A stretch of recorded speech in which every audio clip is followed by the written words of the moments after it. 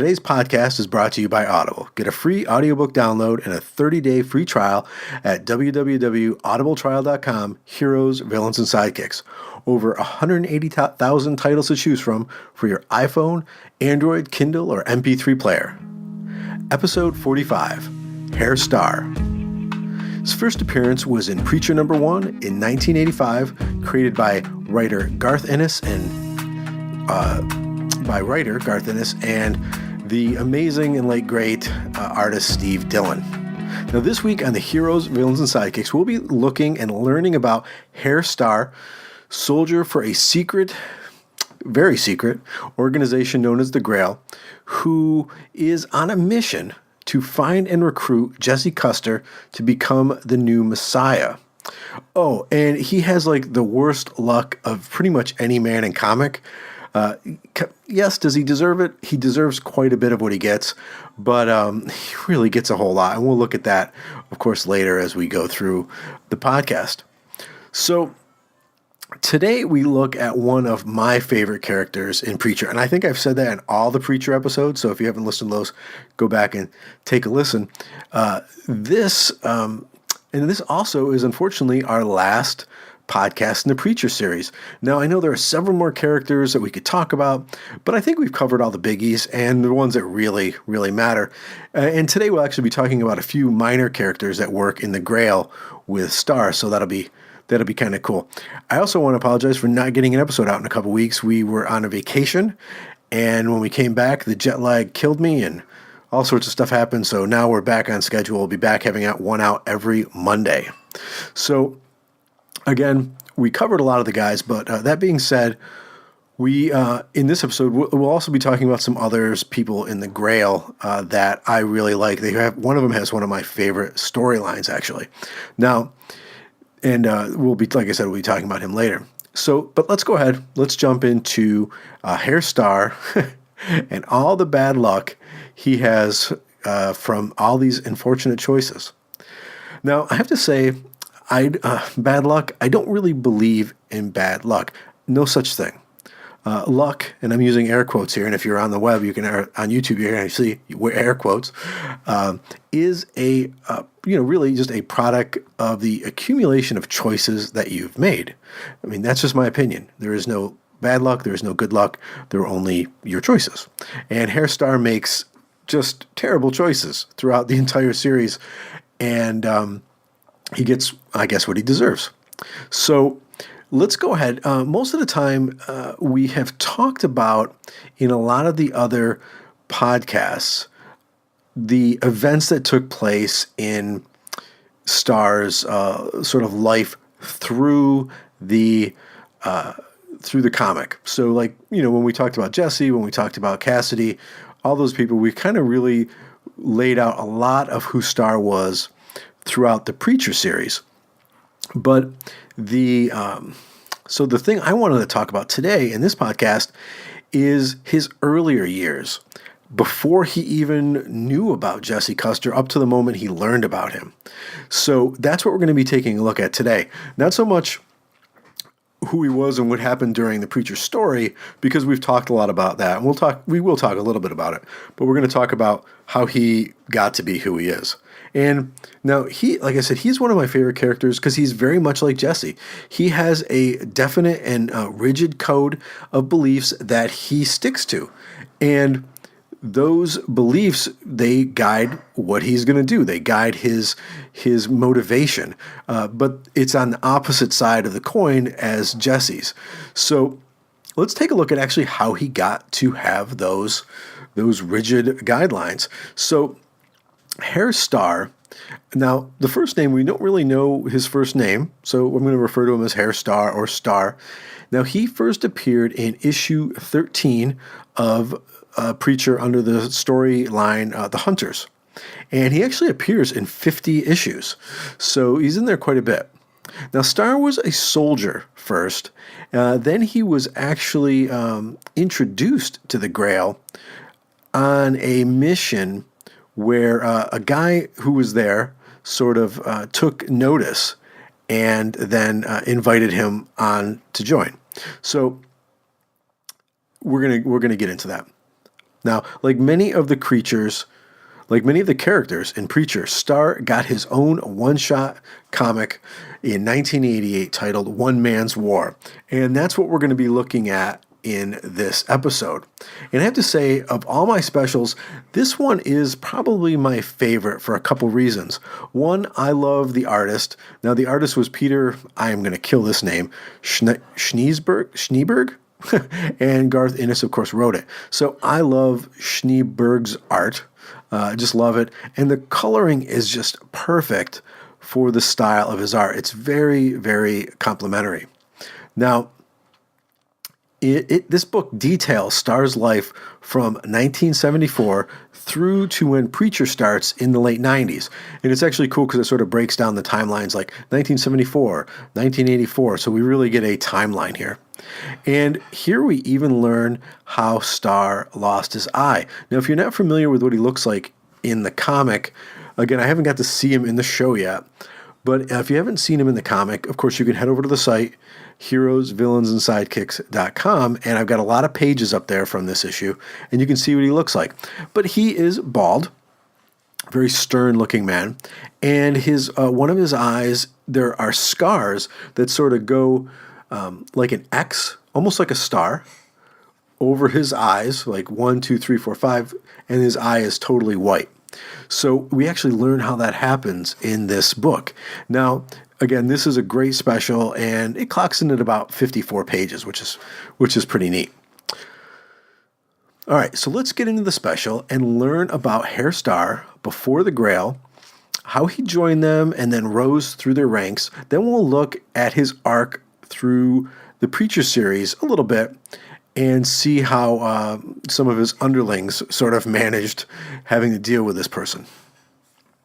Now, the book opens in 1974 with Starr as a member of the West German Reichsmark, and he's an elite member of this anti-terrorism team. And Starr and his team are sent to subdue an armed group that have hijacked a plane full of civilians. Now, they burst in and just start shooting, completely obliterating the hijackers. It's very bloody. Things went well, not for the hijackers, of course, but things went well. But there was one casualty. A little girl was killed in the exchange, and I mean, her face is like blown half off. Again, there's pages on the site, heroesvillainsandsidekicks.com. Some of them are a little gory, so, view at your own risk. Now, the other men and his superiors are actually pleased that they lost no men, and there was only one passenger who was killed, of course, this little girl. But Starr felt differently.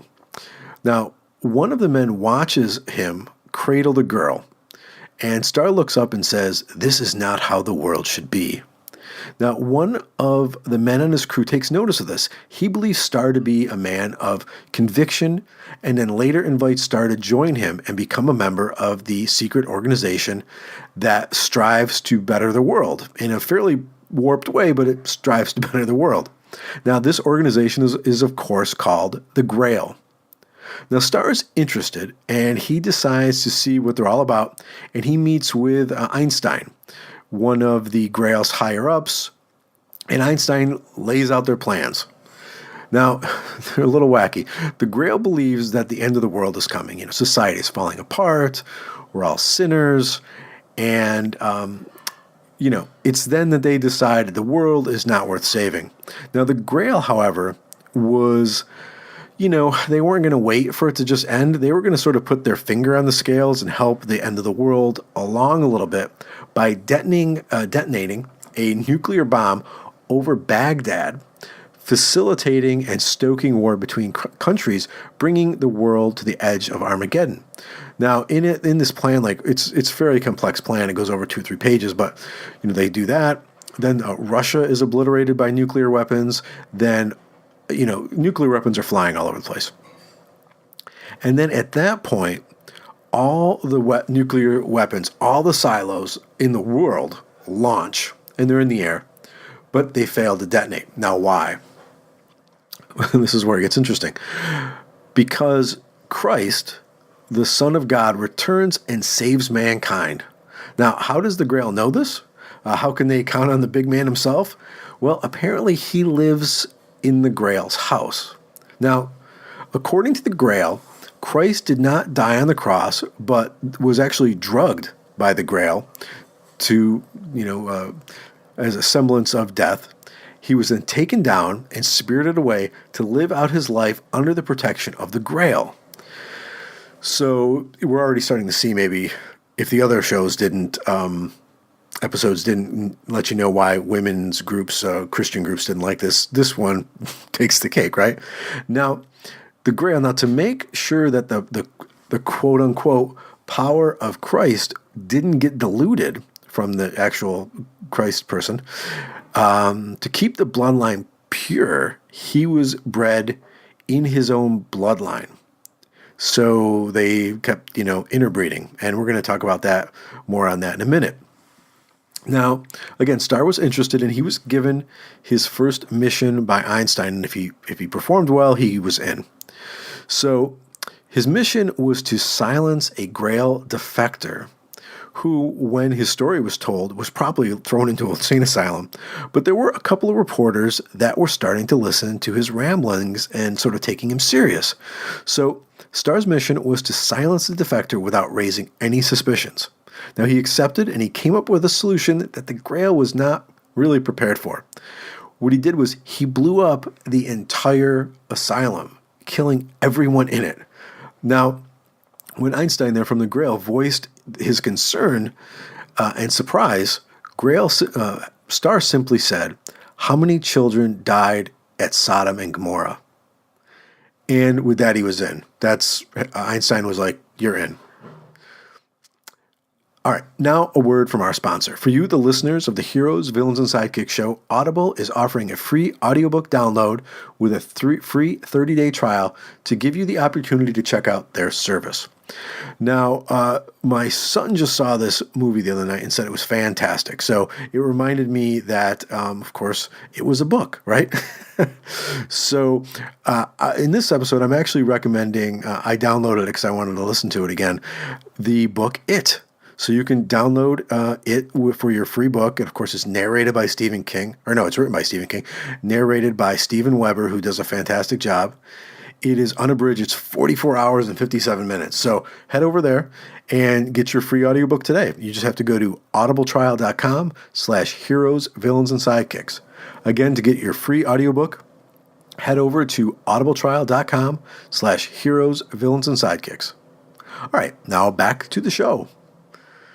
Now, Starr rose through the ranks, and when he was deemed ready, he was granted an audience with the Grail's savior, the descendant of Jesus Christ.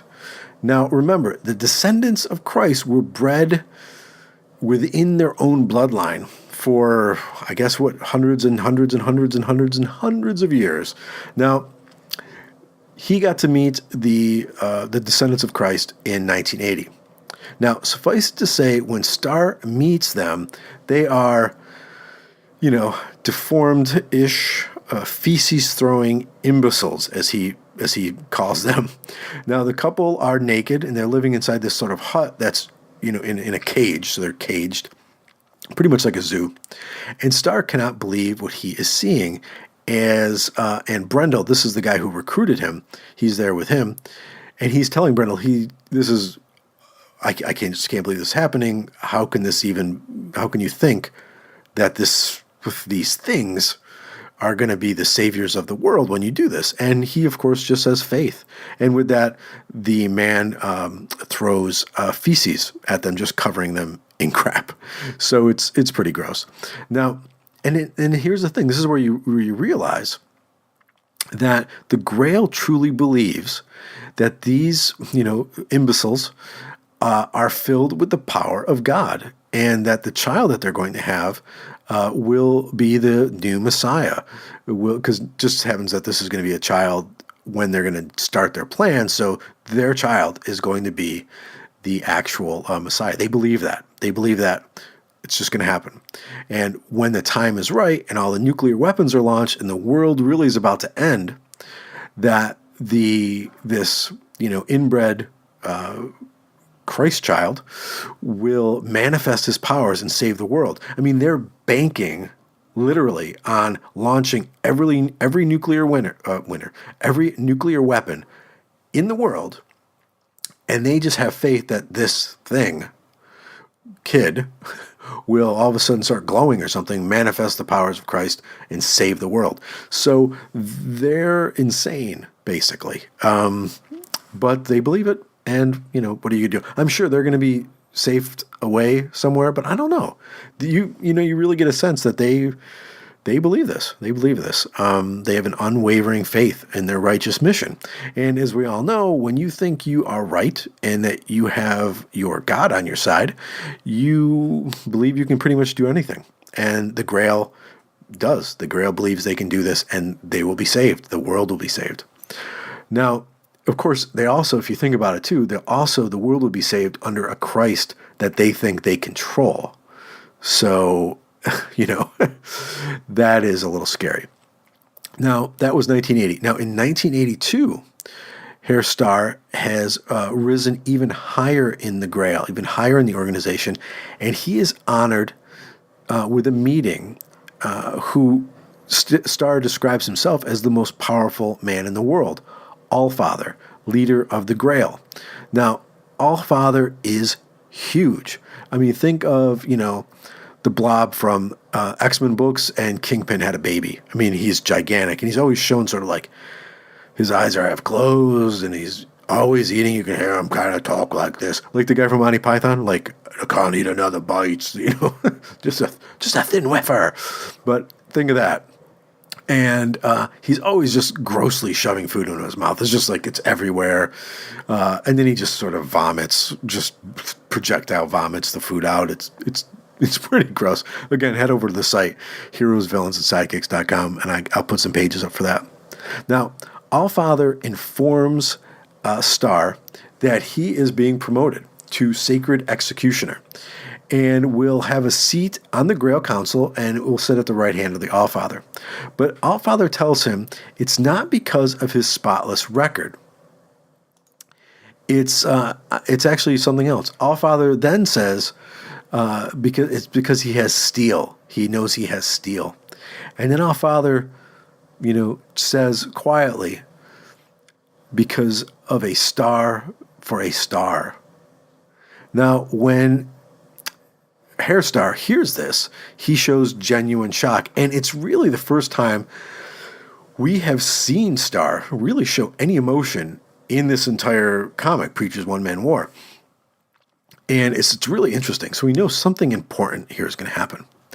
Now, it's then that Allfather tells him a story, recounts a story. And he recounts the story of a little boy who was neglected by his family, who was quiet and kept to himself, thinking it would, people would leave him alone. But then one day, a gang of bullies corners him in an alley and holds him down. And their leader takes a piece of glass and says, "A star for a star," and proceeds to make 5 cuts into his face, crossing Starr's eye. So that's how it looks like a star. And this is what, the Allfather says to him. Now, I'm going to just keep going as Allfather telling the story. Now, the boy screams so hard that his voice becomes ugly and grated from that day on.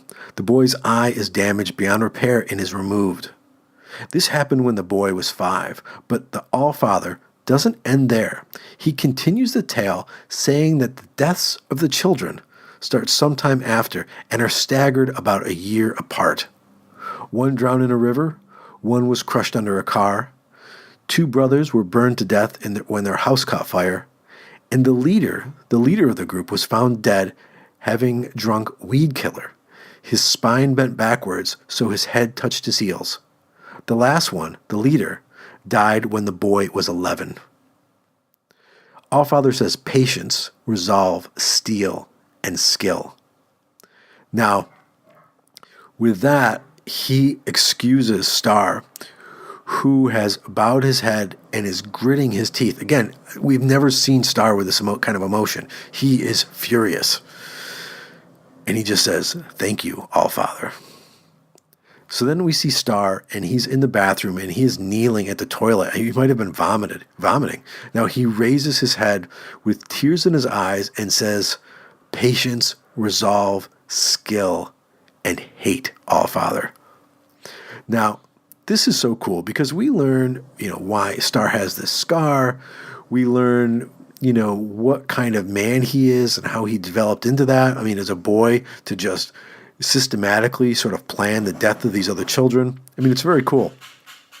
And then up until then, I always picture hearing Starr as having this suave sort of German voice.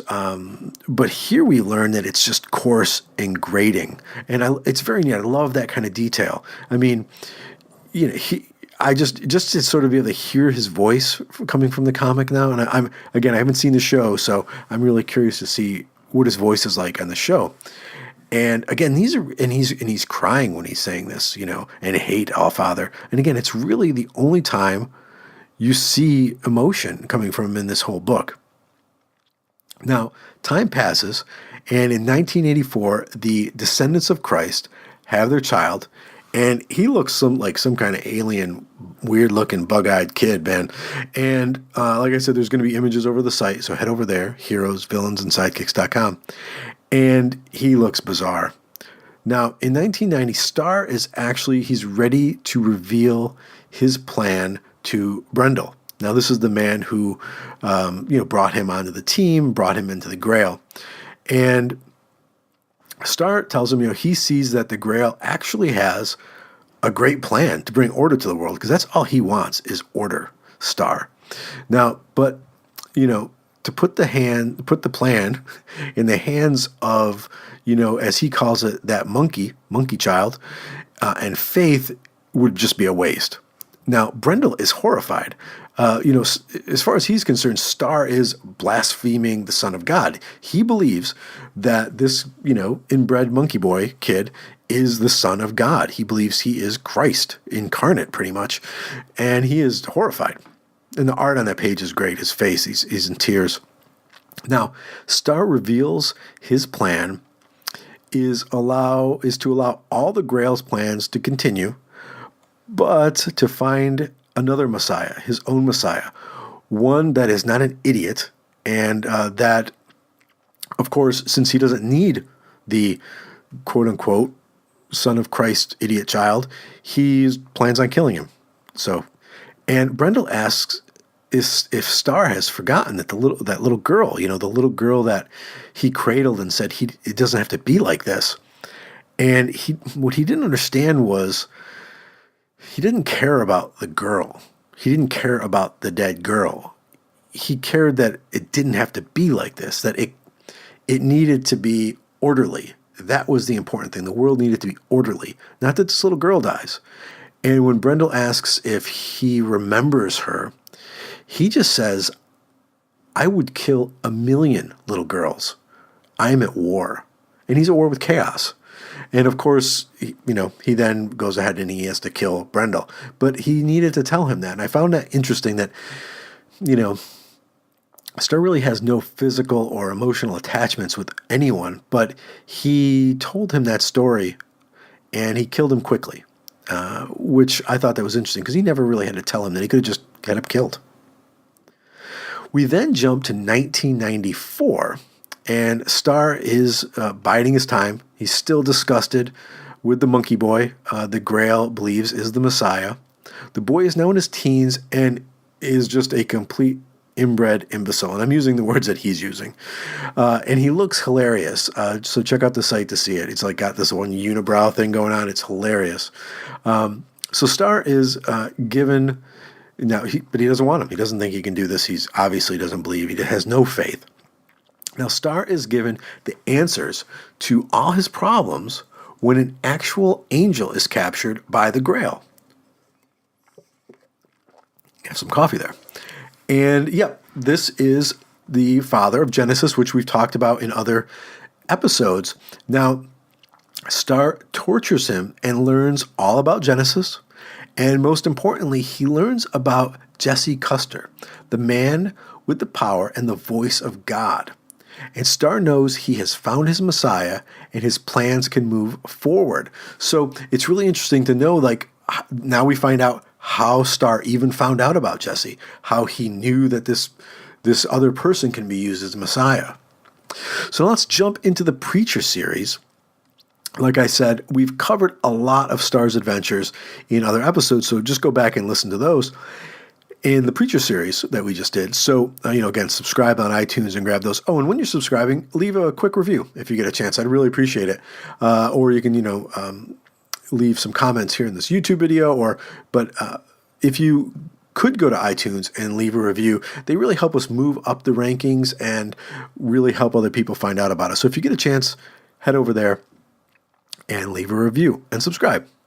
So let's go ahead and talk about some of this abuse I talked about and bad luck that Starr has. Now, he is a rigid man who follows his plan very well. But, all plans tend to start going off the rails sometimes when there's this many moving parts. And, he didn't really know what he was getting into when he was trying to use Jesse and catch Jesse as the Messiah. So, or the fact there'd be a vampire in the mix, just all these crazy things.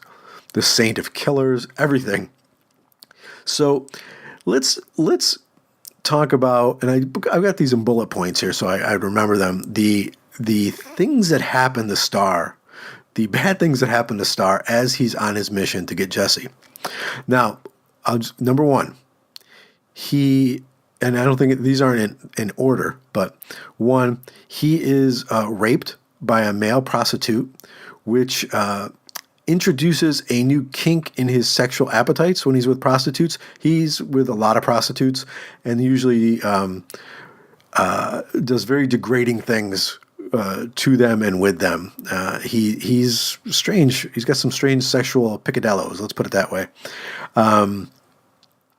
And pretty much from that point on, he needs the prostitutes to be servicing him with a sex toy. So they're wearing a strap-on. So, and you'll see that in the comic.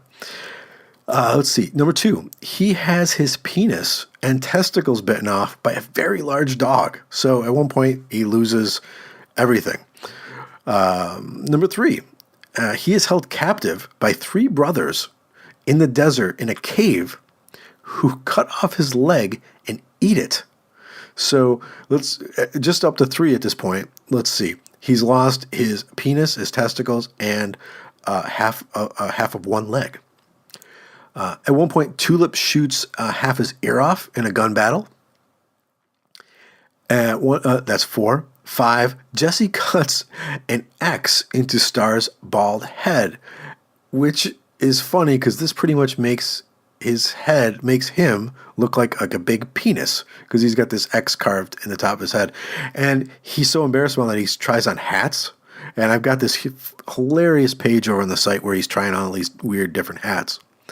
And of course, number 6, at the end of the comic, he meets his end when Tulip blows the back of his head clean off.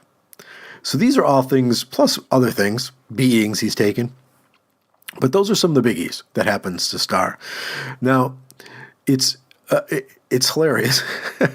It's during all of this that Starr's plans start to go off the rail. Even though he kills Allfather and the monkey idiot and wrests control of the Grail, really what happens is due to all these sort of humiliations he's suffered at the hands of Jesse and going after Jesse, his plan really just starts to devolve into pure revenge.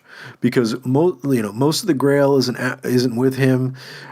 Most of the Grail gets killed through all sorts of different battles with Jesse and the Saint of Killers. So he's really left almost alone at the end with just a few people. And that's where I want to talk about a couple of those people. Now, again, through all this, he really has like two main people left that totally believe in him. And that is Featherstone and Hoover. And they also help him hunting Jesse and stuff. Now, a little on Featherstone and Hoover. Featherstone is a small, petite woman who, for whatever reason, is deeply in love with Starr. And, of course, the feelings are not reciprocal at all. At one point, he even says to her, you are nothing, and I could never feel anything for you. And in the end, she actually turns on him, and Starr shoots her and kills her. And so, boom, she's gone. But it's Hoover that has the most interesting story in the comic for me. I don't know. It's so small, but whenever I think of Preacher, one of the first things I think of is Hoover. And I love the story. It's like I said, it's one of my favorite side stories. Now, early on, Hoover comes face to face with Jesse, and he pulls his gun. Now, Hoover isn't a bad guy, and you can tell early on he's really only there because he loves Featherstone, who of course does not love him. Well, Jesse is new to his powers and angry, and he looks at Hoover, and he uses the voice and tells him to count every grain of sand on the beach. So they're fighting on a beach. So he says, count every grain of sand on this beach. And Hoover at that point is mesmerized, drops to his knees, and gets to work while Jesse and the gang escape the Grail once again. Now, we don't see Hoover at this point until much, much later in the series, probably with maybe only, I think it's like maybe only 5 or 6 issues left. So years and years and years, we see him, and he's haggard. He's drawn, and he's huddled over small piles of sand with like this stone wall shielding it from the wind. And he drops something down, and he just exclaims, 2,999,999. Oh my God. And he starts dancing around, and he realizes he's done it all. He's counted every grain of sand, and he's free. It's so, think of it. You are compelled morning, noon, and night to count every grain of sand on, it's a smaller beach, obviously, but I was just thinking it would just be horrible. But, he then makes his way back to Featherstone and the Grail, and they take him back, but he is damaged and he is broken. He is drawn, he is gaunt, his eyes are just, but he still loves Featherstone. And, it's just heartbreaking. It's sad. Now, then, of course, at one point, he does come face to face again with Jesse, and he plans to shoot him for, the agony that he's endured. And at that point, Jesse just mans up and says how sorry he was for what he did. And he's just sorry. He could tell he's not a bad guy, and he apologizes. Well, Hoover, being a great guy, or a good guy at least, he breaks down, and he tells him he just can't take it. He's, he has a mental breakdown times 5. And Jesse actually he takes him and he uses the voice, and he tells him to forget. And Hoover then falls asleep on a park bench. And when he wakes up, he's happy and he is carefree. He is forgotten. Unfortunately, he goes back to the Grail, and because he loves Featherstone.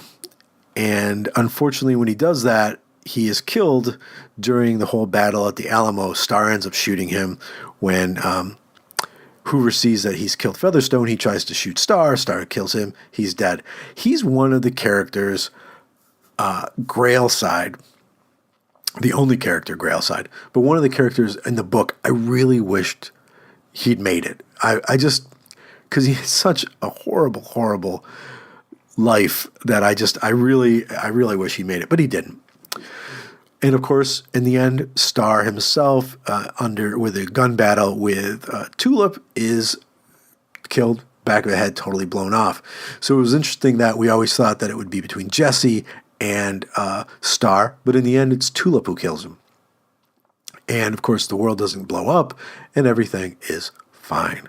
Now, again, Starr is one of my favorite characters because he is the other side of Jesse. He's the flipped coin of Jesse. And I just always I'm always interested in him. I love his look. And then seeing his backstory from Preacher's one-man war was just fantastic. Again, if you're picking up some of these issues, some of them are fairly pricey, but you can get a lot of these, even these specials, in trades. And I'll have some links over at the site so you can take a look at that, and over on the YouTube page. So again, this was Starr. This was a lot of fun. This whole series, on Preacher was a lot of fun. I really, really enjoyed it. Again, it's one of my favorites. I was a huge Vertigo fan, still am, even though now more Young Animals than Vertigo right now. But this was a big one for me, and it was up there with Sandman and Hellblazer and all these other really amazing Vertigo books at that time. I don't know what I want to do for the next series. I am torn. Maybe I'll do like a whole Vertigo series here and there. I'll pick some Vertigo book and do a series on. One of the things I'd love to do a series on, and I think I will, I think I'll start writing them, is Books of Magic. I love Books of Magic, huge Tim Hunter fan. So there we go. The next Vertigo series I'm going to do is going to be on Books of Magic. So I don't know when they're going to start, but I'll start writing them because that has got a huge run in some amazing titles. Now, again, I'm trying to think what other series, if you have any ideas of a different series or a different character you'd like to hear about, you can head over to a couple different places. The site, heroesvillainsandsidekicks.com. Leave it in the comments for this post. And or you can go to the YouTube page and leave a comment there. Or you can go to our Facebook group. Just search for Heroes, Villains, and Sidekicks. And you can go ahead to our Facebook page and leave a comment or a idea for a show there. That's where I get some of these. But we're all over the place, so just go ahead and take a look. So, again, we'll be back on schedule now. Every Monday, new episode. This Monday, of course, will be this show. I'll be putting it up. And then next Monday, look for a episode on The Punisher. And the cool thing about that's going to be an interview show. I've got an interview with someone who is integral to the creation of the character. And it's an awesome interview. So not this Monday, but next Monday will be The Punisher. Well, I want to thank you guys for listening. This has been a great episode, a fun episode for me. I'm a huge Preacher fan. I hope you enjoyed it. We will be back next week with more. Until then, take care.